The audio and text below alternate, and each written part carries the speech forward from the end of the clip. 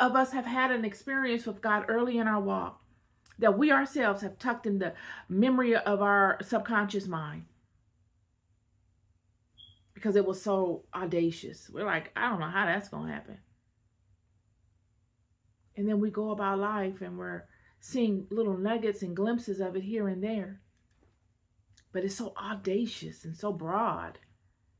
It seems so complicated that to make come to pass because it takes so many different moving parts to come together. So many stars have to align for it to come together that it just seems impossible.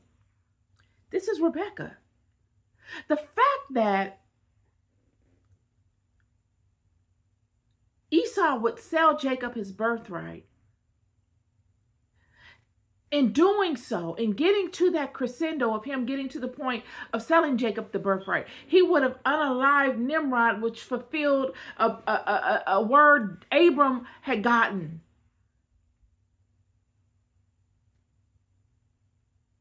And then for Rebecca to be there at the moment of him getting a word from Isaac, and for her to make an executive decision.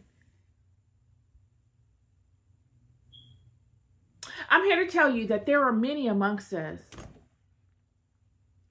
that are doing just this thing without even knowing it.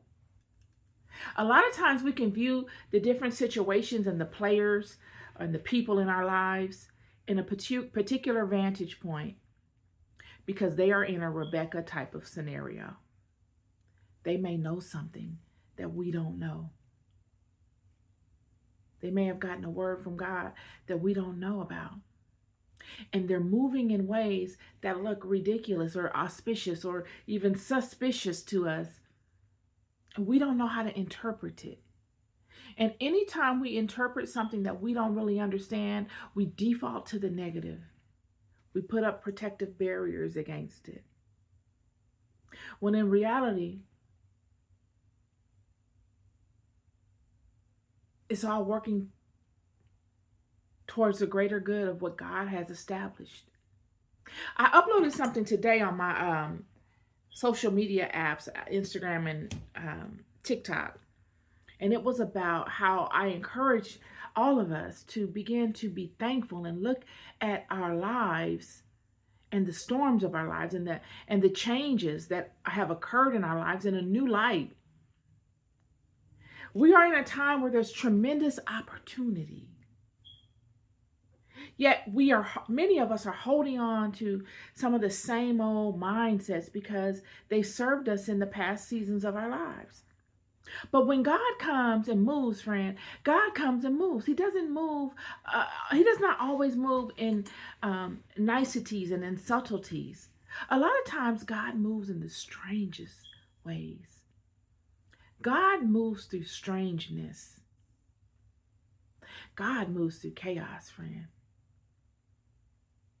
Everything seems to be up in the air and we don't even know where we're going or how we fit into it. And it comes like a test on many levels, but mostly it comes as a test to us as to where our strength lies.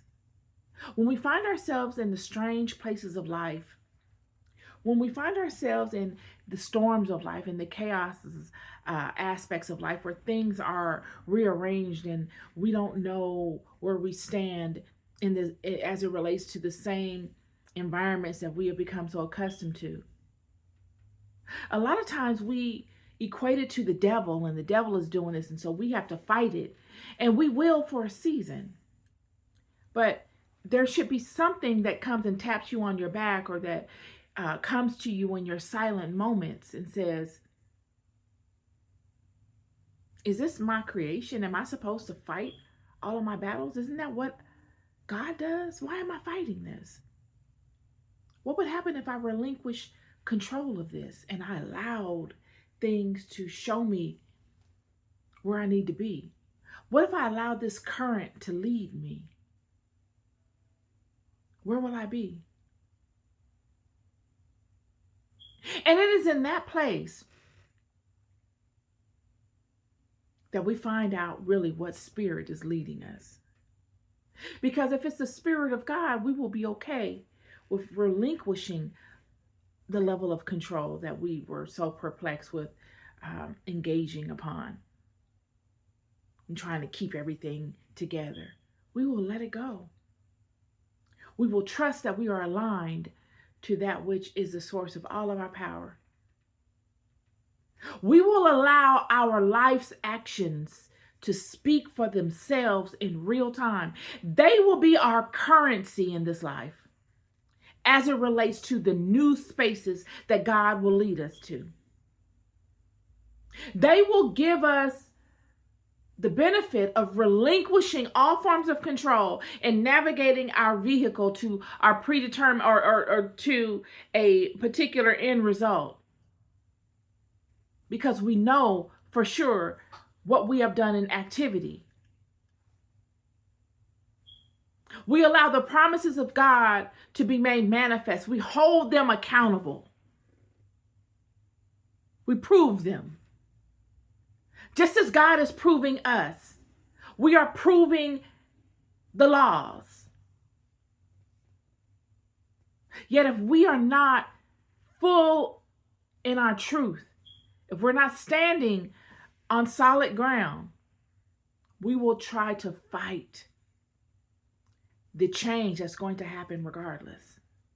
And in the fight, the only space that we solidify for ourselves is a demoted spot. We solidify within ourselves